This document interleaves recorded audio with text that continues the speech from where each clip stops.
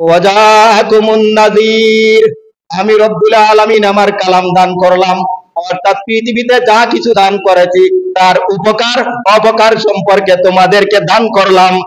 আর কোন পথে চললে আমি আল্লাহর সন্তুষ্টি পাওয়া যায়, কোন পথে চললে আমি আল্লাহর অসন্তুষ্টি পাওয়া যায়, তার বিবরণ দিয়ে আমি কোরআন নাজিল করলাম। কোরআন নাজিল করে শেষ করি নাই, আমি আমার নবী দান করলাম, আমার নবীর পরে আমার সাহাবায়ে কেরাম দান করলাম, তাদেরকে দান করলাম। আমার নবীর পরে এমন কিছু মানুষ দিলাম যারা আমার কোরআনকে বুঝার জন্য আমি আল্লাহকে না দেখিয়া ওই কোরআনের উপর বিশ্বাস করিয়া এত শক্তিশালী পাওয়ারফুল হয়েছে যে পৃথিবীতে থাকা অবস্থায় যাদেরকে আল্লাহ পাক রব্বুল আলামিন আরশে মুআল্লা পর্যন্ত তাদের আমল উঠাইয়া নিছেন। সুবহানাল্লাহ। তারা কেমন কোরআন বুঝছে? নবীজি বলেন, ও বেলাল, বুঝি নাই, আমি জান্নাতে গেলাম, আরশে মুআল্লা পর্যন্ত পৌঁছার পরে আমি আমার সামনে সামনে তোমার জুতার তালি এবং তোমার জুতার শব্দ পাইলাম। যারা জমিন বিচরণ করে রব্বুল আলামিনের মহব্বত আর ভালোবাসায়, আল্লাহর নবীকে ভালোবাসার কারণে, কোরআনের উপর আমল করার কারণে, আল্লাহর হুকুমের উপর আমল করার কারণে, যারা দুনিয়ায় আল্লাহর নবী জীবিত অবস্থায় যাদেরকে রব্বুল আলামিন দেখাইয়া দিলেন, ও নবীজি, তোমার উম্মতের মধ্যে এমন কিছু মানুষ আছে যারা তাদের জীবন দিয়ে আমার জন্য মহব্বত দেখিয়েছিল, আমার ওয়াহদানিয়তের উপর অটল আর অবিচল থেকেছিল। ওই কাফিরদের জুলুম নির্যাতনের পরোয়া না করিয়া আমি আল্লাহ পাক রব্বুল আলামিনকে সন্তুষ্ট করা যাদের মানসিকতা ছিল, তাদেরকে আমি আল্লাহ পাক রব্বুল আলামিন তুমি নবীকে আরো সে উঠাইয়া তাদের অবস্থান দেখাইয়া দিলাম।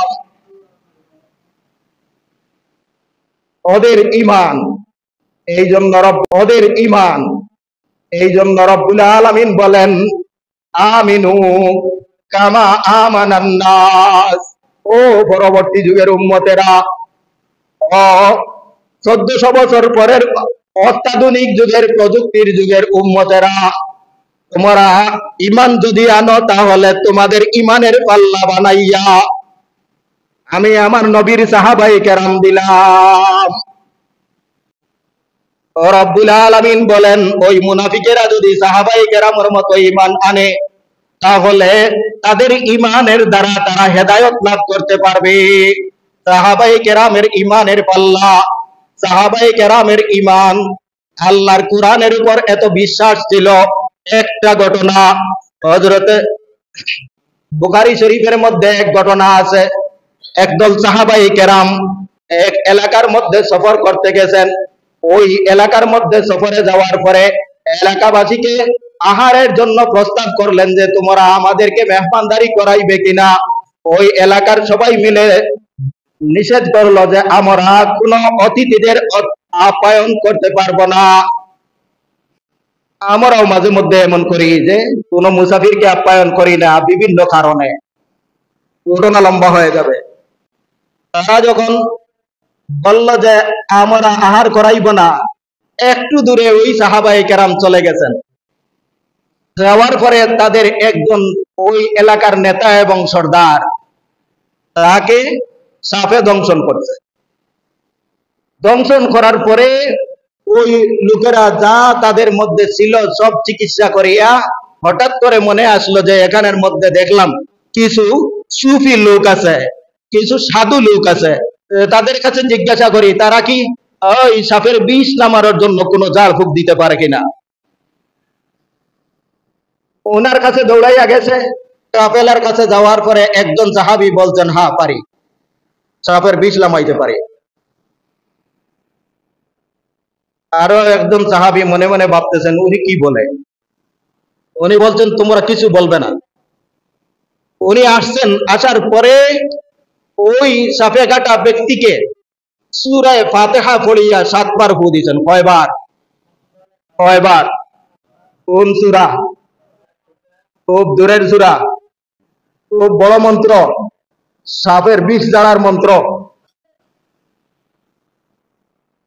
উনি সেই সূরা ফাতিহা দিয়া ফুক দেওয়ার আগে শর্ত লাগাইছেন, বলে যদি তোমাদের সাপে কাটা ব্যক্তি সুস্থ করতে পারি তাহলে কি দিবি আগে বলো।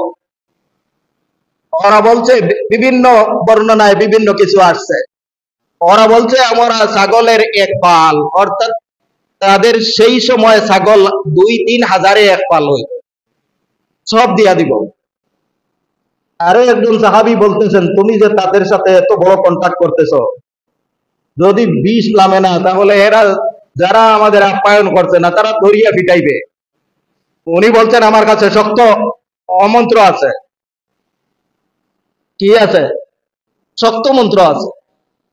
ওই সূরা ফাতিহা 7 বার পড়িয়া ফুক দেওয়ার পরে ওই সাপে কাটা ব্যক্তি সম্পূর্ণ সুস্থ হয়ে গেছে। সুবহানাল্লাহ বলেন। আগে আমি এই কথা বুঝাইতে চাই, যেই সাহাবী এত শক্ত অবস্থান নিলেন, তার কতটুকু বুক ভরা আশা ছিল আল্লাহর কালামের উপর, তার কতটুকু ঈমান ছিল আল্লাহর কালামের উপর, যে আল্লাহর নবী বলেছেন সূরাতুল ফাতিহা সূরাতুশ শিফা। এটা সূরা ফাতিহা হলো সব রোগের মহা ঔষধ। আল্লাহর নবীর কথা, আল্লাহর কালাম, এইটার মধ্যে কোনো ধরনের পরিবর্তন হতে পারে না। এই আস্থা এবং বিশ্বাস রাখিয়া উনি জাড় ফুঁক দিলেন, আর জাড় ফুঁক দেওয়ার পরে শেষ পর্যন্ত মানুষটা সুস্থ হয়ে গেল। কাফেলা তো একজন নয়, একটা ছাগল, 2টা ছাগল, কোন কোন বর্ণনায় জবাই করিয়া সেখানে খাওয়া হয়েছে। কারণ ওরা তো বুকা ছিল, আগেই তাদের কাছে খাবার চাইছে। জবাই করিয়া খাওয়ার পরে একদম সাহাবী ওই ছাগল খাইতে রাজি হয় নাই, যে এটা হালাল হবে কিনা, জাল ফুক দিয়া তার বিনিময় নেওয়া এটা জায়েজ হবে কিনা। আমাদের দেশে কত মাসালা চলে না, একদল খায় নাই আর একদল খেয়েছে। যখন কয়েকদিন পরে মদিনায় চলে আসছেন, নবীজির দরবারে বিষয়টা উত্থাপিত হয়েছে। যারা খায় নাই তারা তো এখনো শক্ত, যে আমরা এই ধরনের ঝাড় ফুঁক দিয়া যে মাল গ্রহণ করা হয়েছে সেই মাল আমরা কিভাবে খাইব, বৈধ হলো কিনা হইলো। ওরা আগে গিয়ে নবীজির দরবারে আপত্তি উঠাইছে। নবী করিম সাল্লাল্লাহু আলাইহি ওয়াসাল্লাম উভয় গুরুকে ডাকাইয়া বললেন, শুনো, আমার সামনে আসো, ব্যাপার কি, বিষয় কি। রাসূল করিম সাল্লাল্লাহু আলাইহি ওয়াসাল্লাম যখন দেখলেন একজন সাহাবীর ঈমানের মা, তখন তিনি বললেন যে এই ছাগলগুলো যা নিয়ে আসতো তোমরাও খাও, আমার জন্য রাখিও। সুবহানাল্লাহ বলেন।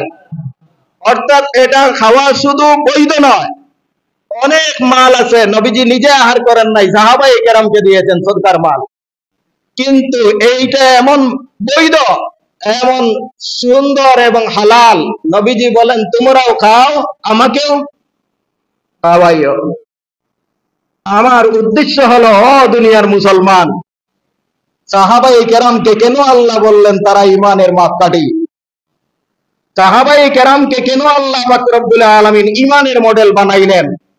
এই কারণে হলো একটা সূরার উপর একজন সাহাবীর কি পর্যন্ত বিশ্বাস। দুনিয়ার মুসলমান, সাহাবায়ে কেরামকে কেন আল্লাহ বললেন তারা ঈমানের মাপকাঠি? সাহাবায়ে কেরামকে কেন আল্লাহ পাক রব্বুল আলামিন ঈমানের মডেল বানাইলেন? আবু বকরের মনকে, আবু বকরের ঈমানকে পিছলানোর জন্য আবু জাহেল চেষ্টা করলো যে, শোনো, তোমাদের এমন নবীকে তোমরা বিশ্বাস করো, আমরা যেই মদিনা থেকে আমরা সিরিয়া পর্যন্ত, বাইতুল মুকদ্দাস পর্যন্ত যাওয়ার রাস্তা হলো 1 মাসের পথ দূরত্ব। সেই এত দূরত্ব পর্যন্ত যাওয়ার পরে উনি নাকি আবার 7 আসমান 7 জমিন পরে সিদরাতুল মুনতাহার পরে শরীফে আকলামের পরে আরশে মুআল্লা পর্যন্ত ঘুরাইয়া রাত্রির কিছু অংশের ভিতরে আবারও চলে আসছে। তুমি কি বিশ্বাস করো?